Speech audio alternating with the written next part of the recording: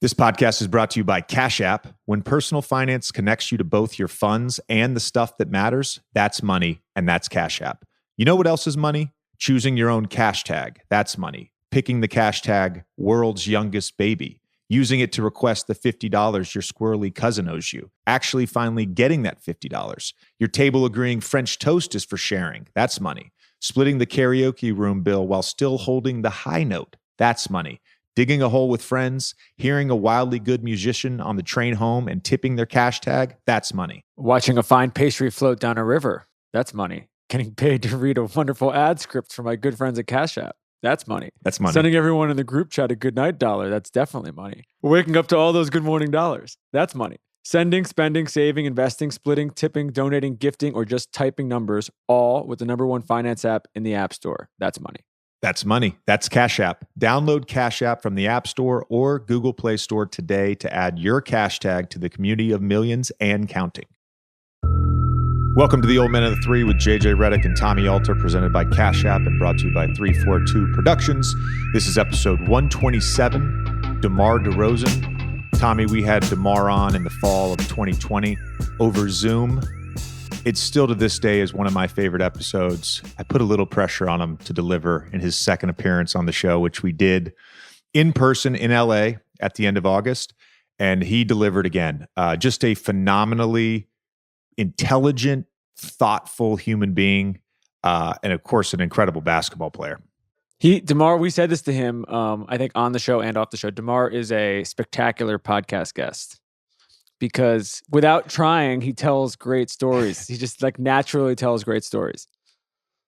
He does. And we get into a lot of stuff sort of post San Antonio.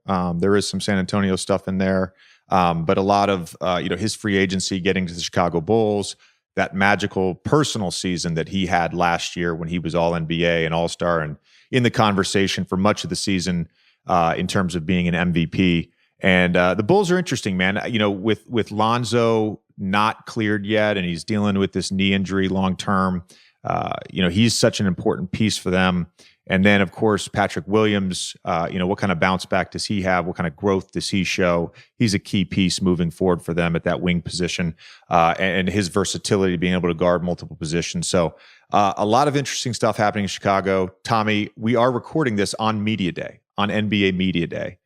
So there may be some stuff that happens today. I know our guy Jimmy Butler debuted his beautiful locks, his beautiful hair, and a clean shave. But there may be some stuff that happens later today or at some point today that it's not in the pod, and we'll try to touch on that next week. Let's get a review of that haircut. You've seen Jimmy a lot this summer, and this is your first time seeing that cut. So what do you think? Oh, it's great. It's great. I mean, Jimmy's going to be Jimmy. We always appreciate Jimmy's personality. Couple of housekeeping notes I want to mention before we get to DeMar's episode. The first thing is we are going to be debuting a newsletter. It's going to be out next week. Our first newsletter will be out next week. We'll have a lot of information about how to subscribe to that on social media. To be very clear, it is a free newsletter. There's going to be NBA stuff. There's going to be food stuff, wine stuff. Our guy Jason is going to put out some funny stuff. It'll have a little mix of everything. And we want your feedback. We want your interaction with the newsletter. And lastly, Tommy, I know you know this. I know our team knows this. But the Post reported today, the New York Post reported today that I signed a 3-year extension with ESPN. And I just wanted to confirm that. Yeah. I will be back at ESPN. It'll be a heavy dose of calling games and First Take with our guy, Stephen A. Champagne. We're popping the champagne virtually. We'll do it in person later today. Hopefully we'll do it later today.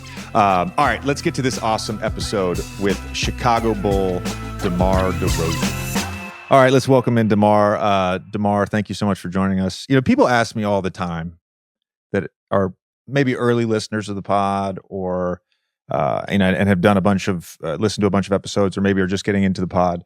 I was like, which episode should I listen to? What are your favorite episodes? And honest to goodness, this is your second time on the show. Mm-hmm. Your first appearance, which was like 2 years ago. Yeah. Over Zoom too, is still one of, if not my favorite, one of my all-time favorite episodes we've ever done. Really?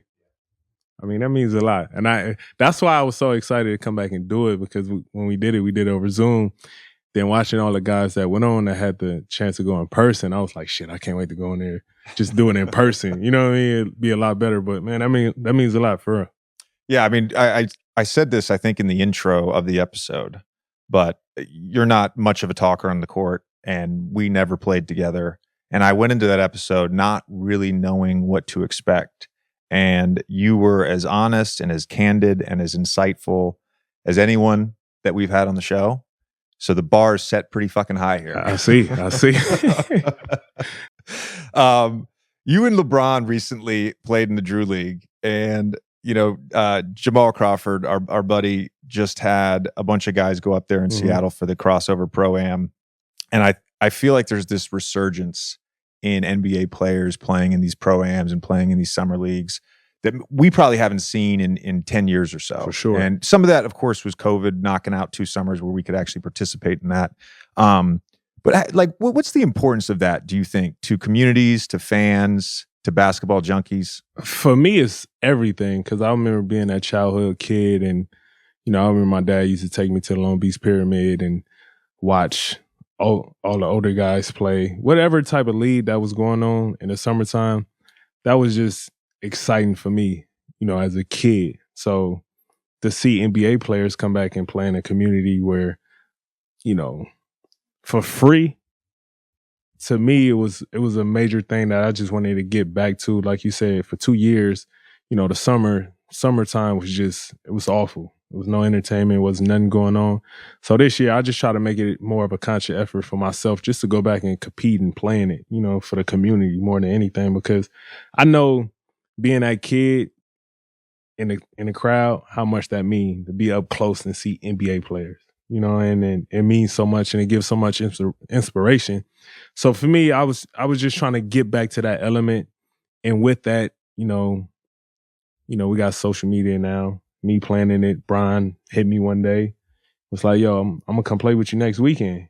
So I'm like, oh shit, this a hell of an opportunity just for the city alone. In Los Angeles, it's been, a down couple years as far as, the culture of sports, losing one of the greatest, Kobe, losing Nipsey Hussle, people that's staples that bring a certain type of inspiration to the city. Dealing with those tragedies over the last few years, you wanted some type of excitement. So for Brian to come do that, and you see the outcome that it brought, it was amazing. I was going to ask about Drew in particular in the city of Compton and just what it means for that community. Obviously, you know that well, but just, I think even for some of our listeners, they maybe have seen clips of it, but they don't know that much about it. Yeah, I mean, it's something that's embedded from the 70s and the 80s, like Byron Scott used to play in it.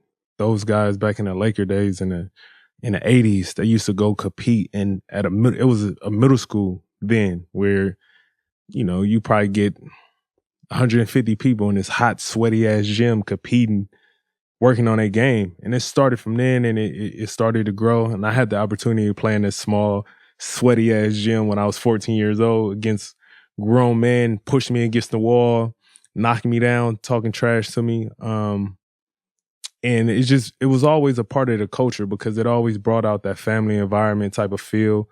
The community had come out. It was always something you look forward to during the weekend. You see guys, whether it was overseas, older players, pros, ex-pros, coming out there and compete. And it meant everything to the community. So for me to be able to compete in it, it means so much. And that's why I think I take it so serious every summer, just to always make it an obligation to go back and play, because, it's been embedded way before I was born. I remember when my dad used to take me, I see he standing on the side and they telling old basketball stories on the side. Just that whole sports feel with the game is built off. It was that every weekend. I think it shouldn't be understated, the significance of having guys like you, LeBron, obviously Kobe played in as well, Kevin Durant doing the Rucker thing like 10 years ago, Chet Holmgren now, Paulo Banchero, those guys playing in these things like high level, all-star level. Of course, LeBron, one of the greatest of all time, like participating in this. And you mentioned competition. I think a lot of people maybe don't know this, but you and LeBron combined for 72 points, and you almost took an L. Yeah, we almost lost. And even if you watch the game, it was like, I don't care if these guys not pros, they competing. Like, this is probably the biggest game of their life. So you're gonna get their best effort, and that's what made the game so great when he came to play, because it was a real game. Even me and Brian was joking during the game, like shit, this feel like we this 30 games into an NBA season, and that's what you want. You want to go out there and compete. I felt like it wouldn't have been fun if we just went out there and won by 30, 40 points. We got their best effort. I got into it, one of the players, and that's what it's all about. Just to go out there and compete. And that's what made it so much fun and made it such a legendary day that day, because it did come down to the wire. Have you ever done Rucker, like Berry Farms, like any of the East Coast ones? I did Rucker when I was in high school. Never got a chance to do Berry Farms. But it was crazy, even you asking that. It was a conversation I had with DeJounte Murray earlier in the summer after me and Brian played in the Drew, and it was about us trying to get back in the element of having guys go out and play at these, whether if it's in Miami, you see guys now playing in Miami, you see Donovan Mitchell, you see, Bam, you see, obviously Seattle, but it's so many leagues around the world that have so much competition. If guys just go out there and play, that's what the game, that's how I fell in love with the game, is watching all these leagues outside. Even me, we didn't have the opportunity to have the outside parks like the East Coast do. So for me, I always paid attention to it and always wanted to be a part of it, so much, to bring that passion and love for the game back, and to see so many guys jumping back into it, man, it means a lot. It's wild for me. I was thinking about this recently, because when I was a pro, you're right. When growing up, it was pickup games, and it was summer league, and it was AAU. That was like our bridge to the love of the game and the obsession of the game. It wasn't just going outside and shooting. When I got to the league, I didn't play any pickup, and guys would come back in September, and they'd start playing pickup in the gym. I remember you and I went against each other my first year in LA. That was like the bare minimum. I'd maybe show up for 2 days and do that. But I was not a pickup guy. I was like a routine guy. I wanted my time in the gym. I wanted my 6 days. And recently, I went to the park with my soon-to-be 8-year-old in Sag Harbor, and I got challenged to a 2-on-2 game by two middle schoolers. Yeah. And I was in golf clothes and flip-flops and a backwards cap and sunglasses. And I dominated them. Yeah. They had no idea who I was. Yeah. I dominated these kids. We're happy for you. And won. But afterwards, I was like, fuck, that was fun. Yeah. It was fun to play pickup. And so now, this summer specifically, like watching you guys play in these summer leagues, I'm like, man, I should have done that more. Right, it was a golden opportunity that I missed. Because there is something special just about, like, obviously playing in front of people, but like there's an element of giving back. There's an element of just joy, less pressure. There's not that pressure that you get from 82 games in playoffs in the NBA. For sure. And that's the beauty of it, honestly.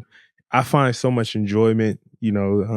Sometimes I find myself getting in tech knowing they can't take my money. It'd be small shit like that. But just, you feel like a kid all over again. You take the whole, dealing with the whole political side of, what comes with our occupation, playing in league so much. You just go out there and just play. And that's the element of it that you yearn to have, because you know how we play so many games during the NBA season. Emotionally, you so up and down. You got to get yourself up for this day traveling. Got to work. There's so much that goes into it. When it's just pick up to where it's like, I'm gonna just go out here and play. And that's the beauty about it. And even for me, when I go back and play, me being from LA, when I play against guys that I grew up, I probably haven't seen in 10, 15 years, and being able to compete against them and hear old stories about how we used to compete back in high school or small things like that. It's kind of like a reunion of basketball competition for me. And that's what I always look forward to. And that's what makes it fun. I want to be clear on this. I'm going to look at the camera when I say this. It is a joy to play in the NBA. But to your point, it often feels like a job. For sure. And that's, I think, where that joy of just pure basketball and hooping really comes in pickup games. Tommy, have you ever seen DeMar's high school mixtapes? Yeah. Yeah, I The watched Ball it. is I watched Life. it before the last pod. Okay. It's the Ball is Life one is the one that pops up Yeah. on Twitter or IG every few months, and I rewatched it for like the 10th time this morning. And there was like a rawness to your game, athleticism and all that. And when you first came in the league, you were in the dunk contest, and so you were more known as an athlete For sure, yeah. And I'm curious about your sort of maturity as a player, your growth as a player, and how you sort of hone your skills. Like, what does an off season look like for you? How did you develop your shot, your ball handling, your passing, all these things that make you so good now? Me being the ultimate fan of the game, like when you talk about a fan of the game, like I'm an ultimate just sports head.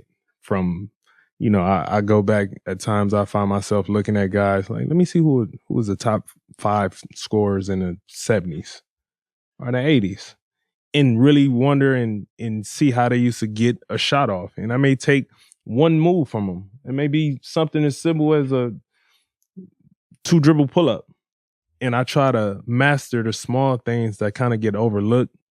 And I always been that way, probably after my second, third year in the game, in the league. And, a lot of veteran guys that, that I look up to gave me a lot of game. Corey Maggette. I learned a lot from Corey. I used to work out with Corey a lot. My first couple years in the league, he taught me the element and the importance of being able to get fouled, free throws. He told me about that every single day, and that was the last thing that was on my mind. Why you just so worried about free throws? But you remember the Corey Maggette cut, how he used to go downhill, how he get to the free throw line, and it'd be small things like that I try to implement in my game. And it used to be conversation I had with Sam Cassell about post ups, shooting over the left shoulder and getting your shot off.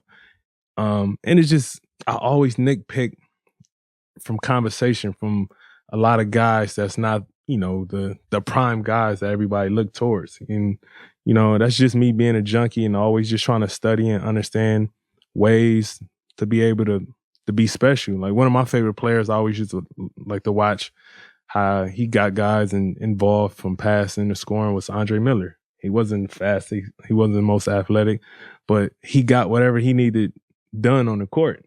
And that's just me just being a fan, honestly. And I just always try to find different ways, different people where I can steal something from and learn and try to keep getting better. We talk about footwork with a lot of guys in the show, but I think you're objectively up there, for best footwork in the league. Is there somebody you learned that from in particular, or is that just a combination of everything? Oh, that was Kobe. The footwork element, that was countless times of getting cussed out by Kobe about trying to do something the right way. So all that came from him, just his analogies and his metaphors, where he used to say certain things to me I didn't understand probably till a year later after he told me something. He spoke in codes, and it was on you to figure it out. But I want to say 80% of that came from him. He was one of the first ones that made me start paying attention to fucking soccer. Like, look how they run, how they this, how they, you know what I mean? It's like, I've never played soccer or watch. He said, just watch it, and over time you start to understand a lot of stuff he talked about. And, so from the footwork aspect, I got the majority of that from Kobe. It's remarkable, his influence on our generation of player. Do you think at all about the influence that you have on younger players and the younger generation? I don't, but when but hold on, you will in like 2 years. I wasn't thinking about it, and then you get to a certain point in your career, and you're like, "Oh, this is actually important." And that's the scary thing, because I have certain moments here and there where the young guys that make me feel like, shit, I'm that old? Like, but you have any recently? Yeah. Like in terms of play or cultural references or how they speak in the locker room? Yes, just everything on down the line to where certain things would be asked, and it's like, damn, I am going into my 14th year, so I see why you're looking at it from that perspective. When I'm just, I'm still trying to get better as it go, but certain guys that ask how I do, certain things, or how I be able to get my shot off in the post or create separation or certain things I could tell that they paying attention to, and they want to learn from. And I just have to realize, like, I have been doing this a long time. Instead of feeling like, oh, we in this together. It's like, I have been doing it a long time. Yeah. I want to go back, and you were on Draymond's show recently, and you talked about a little bit about your free agency in the summer of 2021, but I want to go back and ask you some questions about that. And first I want to say that Tommy was right. Every time this comes up, I have to admit when I'm wrong. Tommy was right. It's a great signing. Bonzo was a great signing. Well, I was in on the Bulls. No, I seen it. I was in on the Bulls from the jump. I seen it. Yeah, I seen it. I was wrong. I seen it. I was wrong. My questions were just like about fit, with Zach and stuff like that. It was not about you as a player, nor about the Bulls organization. And I was proven wrong. But on Draymond's show, you talked a little bit about the Laker thing, and I want to ask about that. But you actually said something about like a minimum, like you getting the vet minimum. Was that actually a real thing? Like, were teams actually bringing you offers? Someone offered that, yes. I'm not going to say who. Someone did offer that, and there was another team that said they wouldn't even come to me with that and disrespect me in any type of way of offering that. But that's all they had. But yeah, that was a thing. So how was the Lakers thing even remotely close? Yeah, it was. To my knowledge, I thought it was a done deal. To my knowledge, like I remember I took a trip to Mexico just to get away because I could just feel it anticipation of everything coming, to play. So I was like, I'm gonna get away for a couple days, take my mind off it. And by the time I come home, be free agency, hey, I'm signing with the Lakers. I'm asleep one morning in Mexico. I get a call from Cal Lowry, and he said, they just made the trade for Russ. What's going on? I thought the deal was done for you to go to Lakers. And I was like, I'm confused. That I'm looking at my phone like, damn, that did happen. Well, I guess that's out the window. Like, you know what I mean? Because in my mind, that was the only option for me to go to. Like, I was sold on that, done deal. I didn't even entertain anything else because I'm letting this situation work itself out. So when I seen the trade happen, I knew it was no way for me to go to the Lakers at this point. So now it was a scramble mode. Like, damn, okay, maybe I do take the vet minimum. Yeah, like what's next? Because, everything else is, all my other options I would have, entertained. I pushed it to the side because, I was hell bent on playing for the Lakers. So when that fell through, the next couple of days after that, I was just trying to figure out what was my next move and what was the right move too. Especially, you got a couple of teams offering, all right, the minimum mid-level. I'm sure teams call that the mid-level, maybe. Yeah, mid-level. So it was like, now it's confusing. Now it takes such a huge turn with that one trade of me figuring out what's next. So it was definitely a tough moment because in my mind I was going to be a Laker. When the Bulls thing did sort of materialize, was there a sense of relief? Like, okay, I got a great contract and I can move on. Was there something specific about the Bulls that made it attractive, or was this like a last ditch effort? I mean, you can be honest. No, it wasn't last ditch effort. I think I was so sold on wanting to go home, like it just overweighed everything else. Because Chicago was definitely in my top 3, no question. But the only concern I had at the time was a point guard. They didn't have a point guard. And I wasn't sure what Zach was going to do. Like, Zach was still up in the air if he wanted to be there or what. And I remember having to call Zach while he was in the Olympics, ask him like, yo, is you going to stay? Because if not, I'm not even going to entertain this because I don't want to go there and not, play with you. My whole reason in coming is because I want to play with you. So Once he told me that, then I think the next day they signed Zoe, and I was all in after that. Is there a part of you, we talk about motivation with different guys throughout different points of their career a lot on the show. Is there a part of you, maybe not even the Lakers thing, but just that specific offer of somebody offering you the vet minimum with everything you've accomplished in your career, where you're just like, I'm going to remember that for the rest of my career? Oh yeah, it pissed me off. It pissed me off, and I try to make it evident, especially when I play certain teams. So we just got to look at the. I'm gonna go to Basketball Reference. I'm gonna go to the game logs. It's easy to tell. It's easy to tell because I made it a personal vendetta against a handful of teams for sure. So it's obvious. But yeah, it definitely was that. It was a great motivational effort that I took from it. I think the word you used on Draymond's show is vengeance. Yes, that means you're out for blood. Yeah, that's that. Listen, only thing when going into the season, the quote I kept reading every single day was a quote from Godfather. Revenge is best served cold, and I stuck with that. That was my whole mentality every time I went over and played. On a personal level, because obviously, and we'll touch on this in a second, but on a personal level, the Bulls obviously dealt with injuries, and after a hot start, you guys sort of fizzled off because of those injuries and the lack of continuity. But on a personal level, how would you describe your season? Like if you had to use a word or two to describe your season. Eye-opening for me. Because I'm not sure, it's probably the second time I talk about it, but for 3 years, I doubted myself playing in San Antonio. I questioned myself if I would ever be the player I felt like I was when I was in Toronto.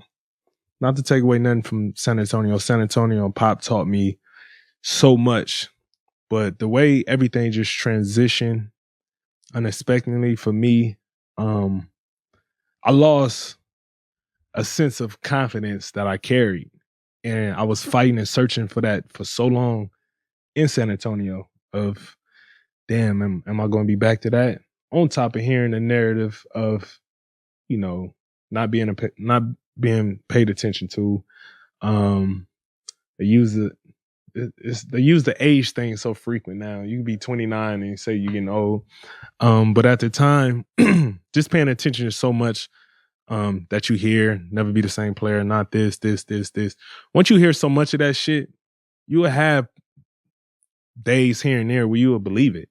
You know what I mean? And I fell victim to that a lot during my 3 year in San Antonio. So for me to work my ass off and go through everything I went through, that the summer of free agency and everything, it was definitely eye-opening because that's all I wanted to do was to get back to feel like that person that played this past season.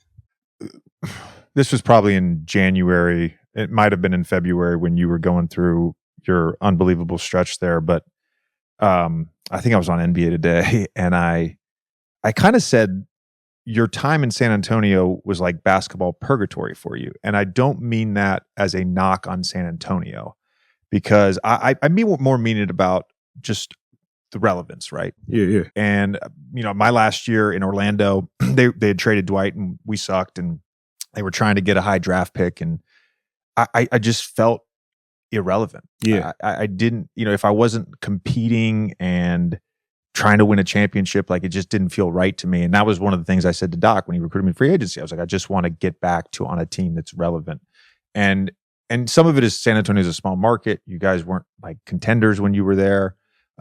Did you feel that? Yeah, I felt that. I felt like I was wiped off the map. You weren't part of the conversation. Yeah, at all.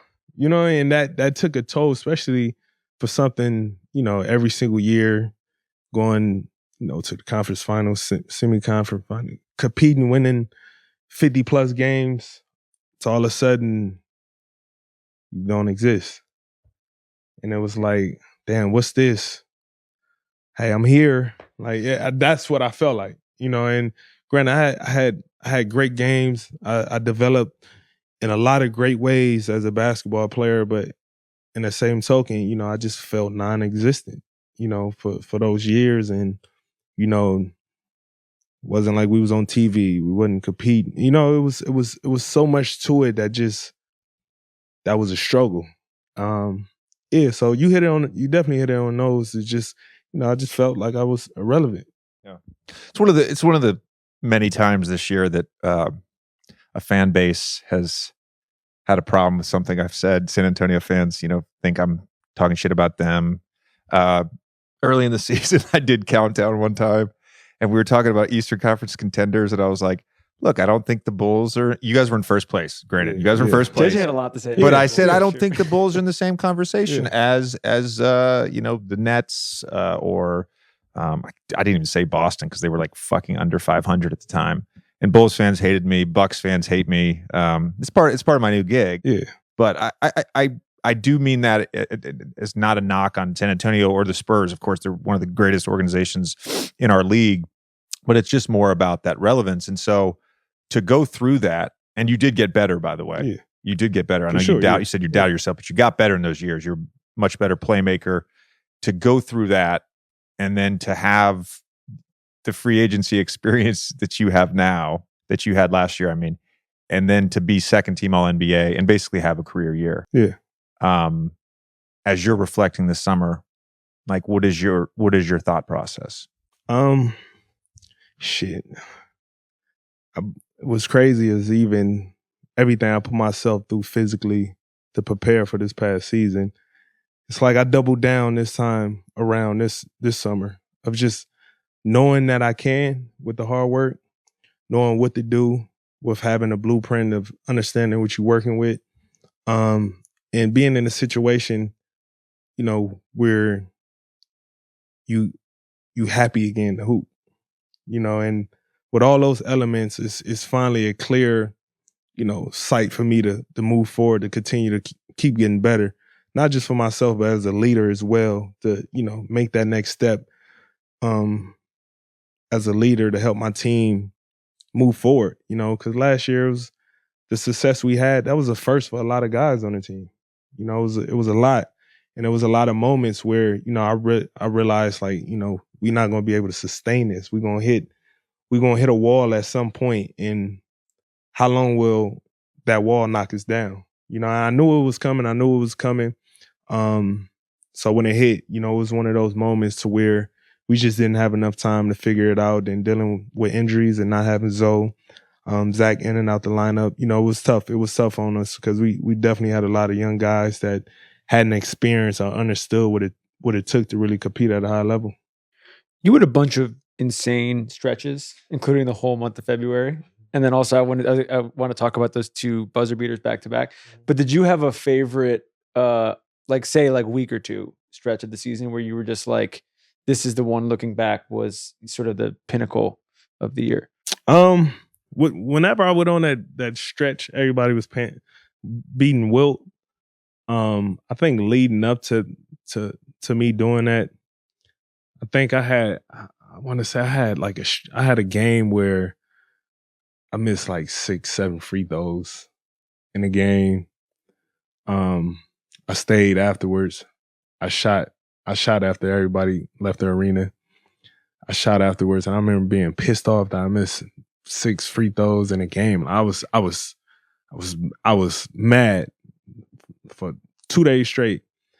And before I went on that run, me missing those free throws played a part in it, because it was something that just flicked for me where, like, I just felt like, I'm not falling victim to me missing free throws. I took it personal, like a personal challenge amongst myself. Then I went on that stretch of, I couldn't believe it. Be honest with you, but this is the 30-point game stretch. Yeah, I think you had 10 in a row, 8 of them over 50%, right? Yeah. And it was, you look up when you get 8, 9, and it's like, all right, I'm tired of this record because they just waiting for me to keep going, keep going. But I want to say that stretch, because before that, I had a game where I think it was like 6 for 12 from the free throw line, and I was upset. I was pissed off, shot afterwards, and I went on that stretch after that. The game winner, the first game winner, by the way, the first player in NBA history to hit buzzer beaters on back-to-back days, but game-winning buzzer beaters. The first one against Indiana You actually didn't have a great game that day. You were 8 for 24. It was terrible. Yeah. The confidence to shoot a one-legged three at the buzzer. It's not like you had to shoot a one-legged three. But I had to. DeMar, you had the ball with like 5 or 6 seconds. I'm gonna tell you you why. lined up a one-legged three. I'm gonna tell you why. Because you're right. I remember that game. That game was a fucking struggle. We fought it out. I had a bad shoot night. I remember I couldn't make nothing, and I made a big play before that. Got a deflection, and when I was coming off the screen, I got to give Craig a lot of credit. He's one of the best. I give him top 2 players in the league that defends me the best. Torrey Craig. I give him that. Like I never told him this, so I'm pretty sure you're gonna see this shit. But I give him credit. And that night I was struggling and I was tired. And I remember coming down. I was trying to get the switch with Sabonis, but he stayed and he got back to Vooch, and Craig stayed in front of me. And in my mind, I'm like, I'm not going to make it to the rim how tired I am if I try to shoot a fadeaway off 2 feet. And the way he was contesting me all night, he was going to block it. So in my mind, I crossed, and I know he not going to expect me to shoot off one leg.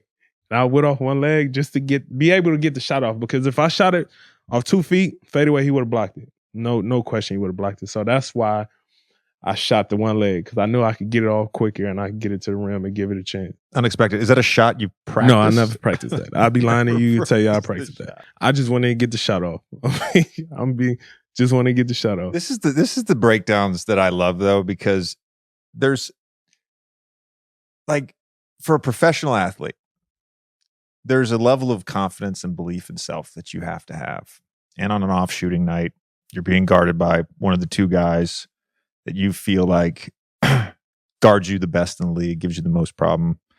And there's less than 5 seconds. You've got like a split-second decision. You're trying to create this switch with Sabonis. It doesn't happen. The sort of mental wherewithal to sort of process all that in real time. And then, again, the confidence to then take that shot. That to me is what I find remarkable. The most remarkable about that. And the fact that you never practiced the shot. Yeah, I mean, some nights it go like that, but that was definitely one of those nights that I just wanted to give myself a chance with it getting to the rim, and that was the only way I could get the shot off, especially how I felt physically. That was my only option. Is that why you think that confidence is why you're so good in the last minute of games? Yeah, and it was crazy. I had a conversation one day with my therapist, and we came to the conclusion I'm a thrill junkie. Right? And so I'm telling you the truth. So with that being said, it's me understanding, like, the fourth quarter, you've seen guys, fourth quarter, they don't want to touch the ball, they don't want to take a shot, they don't want to shoot the free throw, they don't want to get fouled to go to the free throw line. They just don't want that pressure on them. Fourth quarter, I want everything. The good, the bad, the ugly. I want everything that comes with it, because to me, that's the most exciting time of the game. To make the right play, get a bucket, on the road, at home. I want all the pressure that come with that. And I thrive in it so much because to me, that's where I'm at my most calmest emotionally and mentally, to be able to focus in when, everybody else tired. I heard a quote. I pay attention to like small shit like this. Like, I'm a big boxing fan. And I remember having a conversation with Floyd, and Floyd told me the way he beat up a lot of his opponents is later in the round, he paid attention to their breathing. So when the breathing get heavier, he know that's the time to turn it up on them, what he could attack, and he attack him and slowly beat him up after that. So in the fourth quarter, I know this person tired. I hear it. I just seen you call for a sub. I know your subbing patterns. I know, I pay attention to small things. So I know by this time, 7 minutes in the game, you've been chasing me around. You've been chasing Zach around. I know you exhausted. So I'm about to muster up this side of energy that I got and just attack it. And that's how I always approach the fourth quarter. And I just try to lock in mentally more than ever. But from a conditioning standpoint, once I see you on your knees, once I see you tired in any type of way, I'm gonna attack it. So You know what I realized? I just realized we've been talking for a little over 35 minutes now. I realized that you're a sicko. That you're a true sicko. Yeah, sure. Right. And I mean that as a compliment. Thank you. Not many players are, but fuck, dude. You're a sicko. The second game winner against the Wizards. What do you remember about that in the moment? Because that was a different shot. Yeah, it was in corner. It was off an inbounds. It was multiple shot fakes. Like, it was a different shot. That was one in the fourth quarter. I remember hitting a couple shots. But I give you the whole breakdown. I remember the play was actually for Zach. For me to curl off first, Zach to go underneath the rim, come back off with a pin down, catch the ball at the top of the key for a three. But they switched out, and I remember if you listen to the video again, you can hear me make a noise to Kobe White. It's a noise I always make in a game or in practice. It's like a subtle noise that I make. And I made it to Kobe, and he knew I was open. So when I made the noise, I knew one of them was going to jump. I said, I'm going to get to my spot. Somebody going to jump. Not necessarily for me to draw a foul, but just to get any type of separation that I needed. So as soon as I went to the corner, I knew I was going to shoot the three. If somebody jump up in the air, I'm going to get a clean look at this. And then both of them jumped. Bill jumped late. And as soon as I seen the hoop, I just said, give it a chance. And it went in. For a second, I couldn't believe it because I was hoping my toe wasn't on the line. But it was one of those moments, once I hit it, I kind of was stuck for a second. Like, all right, did I get it off in time? All right, ref holding up, it was 3. All right, let's get the fuck out of here before they start some reviewing and all this. So that was a special game too, because it was obviously it was on a back-to-back, and my thought process in that was I knew somebody was going to jump, and I just needed that for the separation I needed to get the shot off. I'm curious about when you're talking about listening to guys breathing, and then you talking about sickos. We talk about this with CP a lot. Who else in the league is like you? Who else is like when you're playing them? It's like, okay, I know I have it in the last minute, but I know they do too. And so it's almost like it's like a battle royale more than anything. I mean, it's a lot of guys. I mean, I think it's evident who the guys are. You know, CP is definitely one of them, the master manipulator when it comes to in-game tactics. It's a gentle way of saying something about Chris. Yeah. Are there guys that, so obviously there's take the sort of obvious ones out of it. Are there people that maybe aren't, all-stars or on the Olympic team that who might surprise you? That's a good question. Wow, that's a great question. It was a lot of the older guys that was like that. And I'm glad I had the pleasure to play against the older generation, because a lot of those tactics I got that from. Rather if it was KG talking to himself and you see the player next to him like, what the fuck he talking about? Like, and it's just intimidating because what he's saying is crazy, but now you intimidate. You know what I mean? It's like I learned a lot of that from the older guys, whether if it was Kobe, to where, if he knows somebody finger was sprained, he gonna foul the shit out you just to make that finger hurt worse.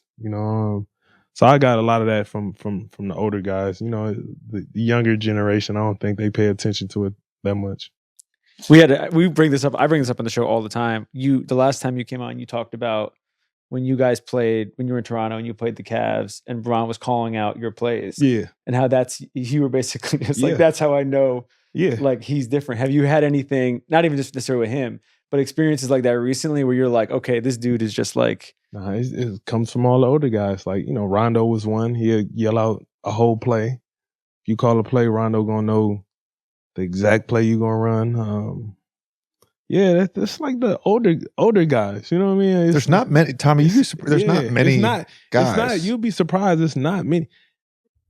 What I'd be surprised about probably the last 5-6 years since I've been in the league, it's not even a lot of guys who watch basketball. You know what I mean? I think that's one thing that isn't talked about a lot. It's a lot of guys that don't watch basketball. And I always take that personal because I will watch every single game. I need to watch every single game. I need to know who did what, how, all right, how the team shoot, how many turn up, like everything. Most of these guys don't play. They will play video games. They will go home, play video games. I remember one of my coaches, Dwayne Casey, we had film one day. We was playing Boston Celtics, and he asked one of the players, because the night before Boston had played too. And Dwayne Casey asked one of the players, what color jersey did Boston wear last night? And the player didn't know. He didn't know. And it was like, what? You know what I mean? So you'll be surprised. It's more players in our league who don't watch basketball. Typical shoot around walkthrough. And by the way, sometimes even in the playoffs, you go through, I don't know, depending on the coach. With Stan, we went through 30 plays, but typically you go through 5 to 10 plays and you get asked questions about the coverages, what we're supposed to do. And on any given team, there might be like 3 guys that know what the fuck is going on in a shoot around. You'd be surprised. I'm telling you. Might be. It's like, sometimes I've been on teams where like we would do scouting report.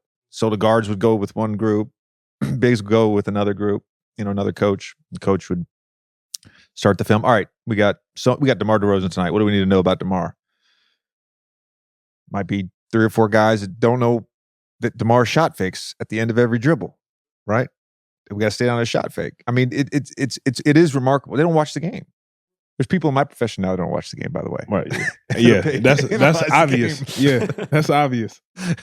Which it's frustrating. I have to bring this up more. I have to bring this up. I just want to go back to those game winners, and let's acknowledge that both those game winners were 3-pointers. Yeah. Let's also acknowledge you shot 35%. Yeah.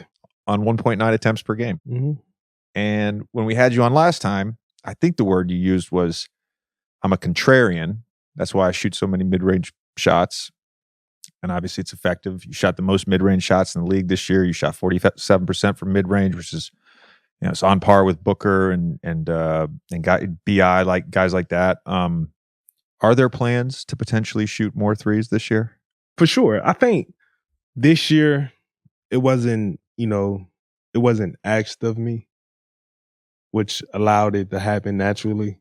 I think it had been times where it was brought up to me about you need to do. No, I don't. Now the dickhead come out of me when you telling me I need to do. No, why? Why do I need to do it? And it make me, be an asshole and not listen and prove to you why if I do this will work. You know what I mean? This year it was more so like it was always just win the game. And me just being a basketball fan, I always want to play the right way. I'm never just going to shoot shots to shoot them. I don't want to walk away from a game being 7 for 30. I try to be efficient as possible every time I go out there and play. And with that, you got the outcome you got this year. I took what was given to me. I didn't force anything. So I think for sure it'd definitely be more this upcoming season. With your team, with the Bulls, tactically, I said this a few times this year, but you essentially function as the point guard in the half court. Would you say that's true? Yeah. Because Zach can obviously play make, but he's a scorer, and Zoe primarily actually plays off the ball. And when he is functioning as a point guard, a lot of times it's in transition with his throw ahead passes. That development into a primary playmaker, not just a primary scorer in the half court. Did your years in San Antonio have something to do with that? For sure. No question. I remember when our first shoot arounds with Pop, I forgot what we was playing, but Pop, we were going through shoot around, and Pop out of nowhere just said, DeMar's the point guard. And I said, I was like, what you mean I'm the point guard? Like, say he's the point guard. And from then on, I was the point guard for probably 2 months straight. And it forced me, and Pop is real big on turnovers. You better not turn the ball over or you're going to get cussed out. So it made me more conscious of understanding the right play, understanding who I'm on the floor with, what they can and cannot do, where they like to catch the ball, where they need the ball. And it kind of broke the game down for me in a simpler manner to understand, my passing lanes, how to get guys the ball. And over my first year in San Antonio, I got more and more comfortable with it. And it just carried on from there. We hype Zach up a lot on this show. Did you realize before you play with him how skilled he actually is? Yeah, that was one thing that was big for me wanting to play with Zach, because Zach is one of those guys to where he don't get his just due. Like I believe he should. He's top 5, top 10 talent in our league with the things he's able to do. It's nothing he cannot do. Athletically, he's one of the best athletes in our league. He could shoot the ball from anywhere, get to the basket. It's everything he could do in it. And when you look at it and you realize, like, damn, this year was his first year getting to the playoffs, and you got to give him credit, for the last couple of years, he wasn't on the greatest of teams. So I was a big advocate on just wanting to see him be successful and get the recognition that he deserved, because the talent that he have, the things I've seen him do in practice while we were scrimmaging in the games, it's incredible. I tell him all the time, I'm envious of so much stuff he's able to do because he make it look so easy, and me just being able to give him whatever knowledge I can to, expand his game even more and more. It's just an honor to be able to play with him. That was going to be my comment on Zach. I was not going to use the word envy. I was going to use the word jealousy to describe how I feel about Zach, because even his jump shot, man, just everything. It just looks so easy, smooth. It looks so effortless. Yeah, it's everything he do. And sometimes I find myself, when we in practice and you do certain things, I sit there and just watch him, because it's like it makes no sense the God gifted abilities that he has. Like you can't teach what he has.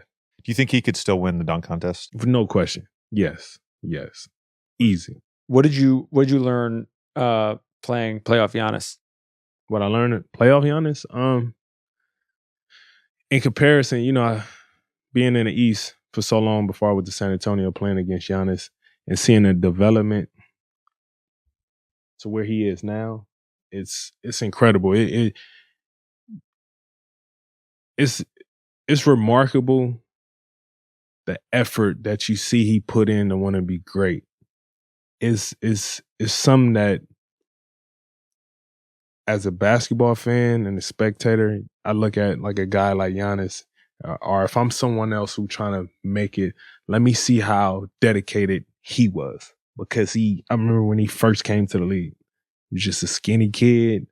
You would push him around. Didn't really know how to play basketball. Didn't know how to play basketball. But there was something there. It was something there. But a lot of people have something there. That don't necessarily mean they find it. For him, you could tell the dedication and how bad he wanted. Even to this day, you could just see how bad he wants it. You could see it physically, his demeanor. When he go out there on the court, he's a fucking killer. Every time. And as a fan, as a basketball fan, you got to respect that. And, being able to compete against him this year, you see why he MVP, one of the most dominant players in our league, without a doubt. He's the hardest player I've ever seen in the skills competition. But he has no turnoff button. He does everything extremely one way. With Giannis and obviously the Bucks winning a championship 2 seasons ago, uncertainty about the Nets and what's going to happen with KD and Kyrie. Boston, on paper at least, probably got a little better. Philly brought back James and I think got better with PJ and DeAnthony Melton.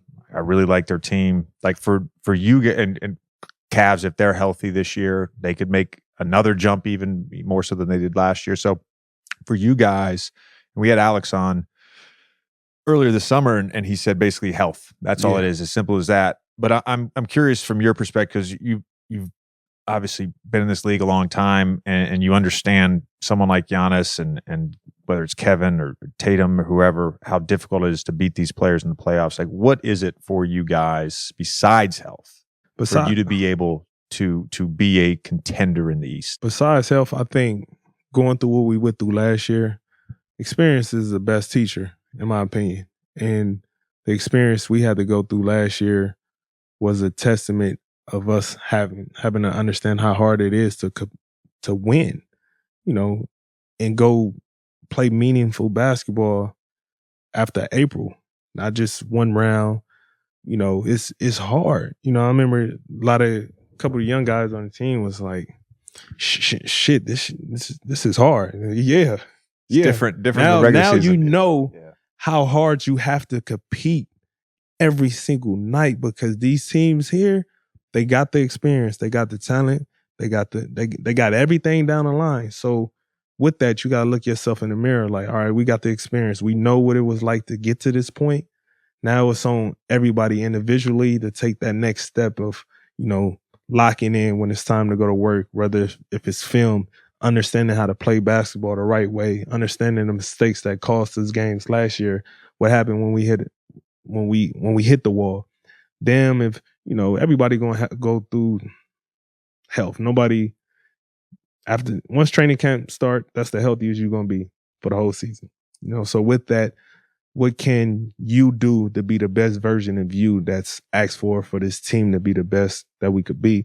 And I think more guys understand that going into this season. Now it's just about how quickly we could put it together and sustain it. Yeah, I mean, I tend to agree with you that there's got to be health. There's got to be sort of internal development. More court time together means more forging those bonds, those chemistries, and those experiences together. And we just talked about Kevin and sort of the uncertainty around him. And by the time this airs, who the fuck knows? But there has been a lot of backlash about that trade request that he made. Because he's under contract and he signed his extension. You were part of one of the coldest team-oriented trades that I can remember when Masai traded you to the Spurs and obviously brought back Kawhi. And I'm curious about your sort of perspective about players taking more ownership of their career and also the backlash that comes with that. Right. I think the times has changed so much in terms of, guys are more comfortable if they feel a certain way expressing themselves. And I think everybody is completely different. And if that's you, if your happiness is more important than the backlash, go for it. When I see guys ask for trades or do certain things, I just give it a second and let it play out, because at the end of the day, we don't know how that one person feels. You know what I mean? We could speculate and say, oh, it's bad, he just signed his deal. But internally, that's his business with the team. He the one got to go to work every single day. We don't know what transpired or how it transpired. This sounds like a real fucking politically correct answer that I'm giving, but I really believe that. I just believe so I think part of this is rings culture and social media. I'm almost positive a tandem like John Stockton and Karl Malone would not have played together for as long as they did without getting over the hump. True. And you can go back in history, like teams make trades and all that, like in the 80s and 90s. But the experience that we've had and the pressure on players and the narrative around them, specifically as it relates to rings and winning, I think it's different now. I think it's different now. And so I think some of the player reaction to a lack of success, like, championship, I think some of that is based on that. Yeah. And whether we can individually admit that or not, Yeah. like, I think some of it is that. Yeah, for sure. But then you'll find someone like Dame, where it'd be like, I'm staying here. When you got the whole world saying you need to ask for a trade, you need to, you know what I mean? And so it's so, it all depends on the person. That's kind of what I'm trying to get at, because, everyone is different. Everyone is different. I was the type of guy to where if I never got traded, it was like, I was always big on, I look at players like Kobe, Dirk, Tim, guys who play for one franchise. Like when I came in the league, that was my, I want to play with one team and one team only. That'll mean everything to me. That was me. You know what I mean? Like now, would I sit up here and ask for a trade? I've never been in that position to say, hey, trade me.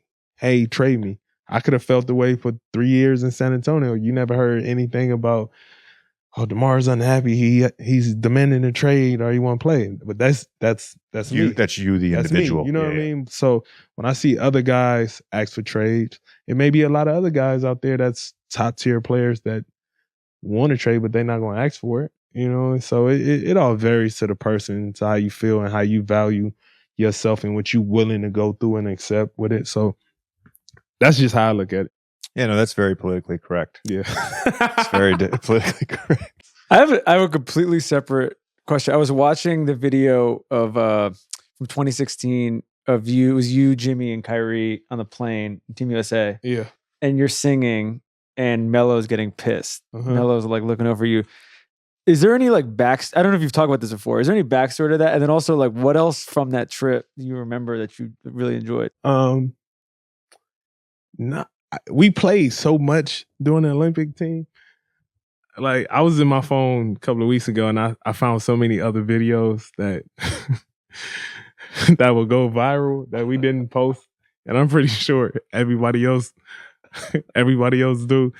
But it was the story to that. It was an early morning, and I forgot what we was flying to. We was leaving. I want to say we was leaving Vegas. We was leaving for somewhere. It was early. It was early morning. Everybody was tired, and somebody just got to playing music, and we was just trying to irritate whoever we could irritate, honestly.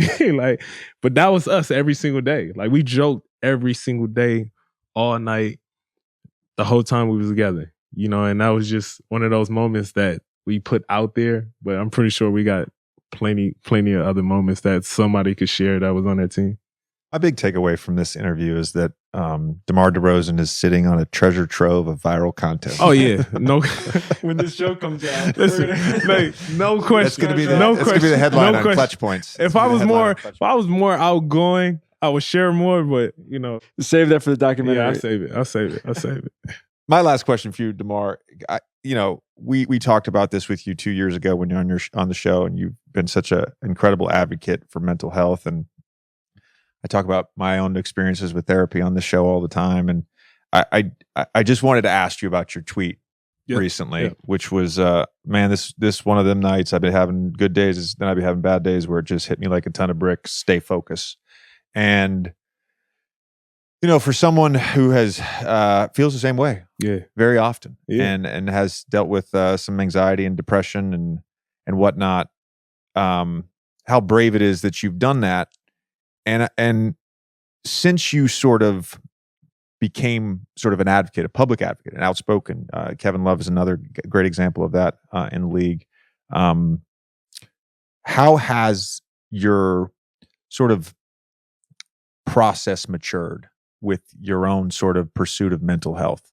I think for me, just understanding that it's a journey and not necessarily a destination.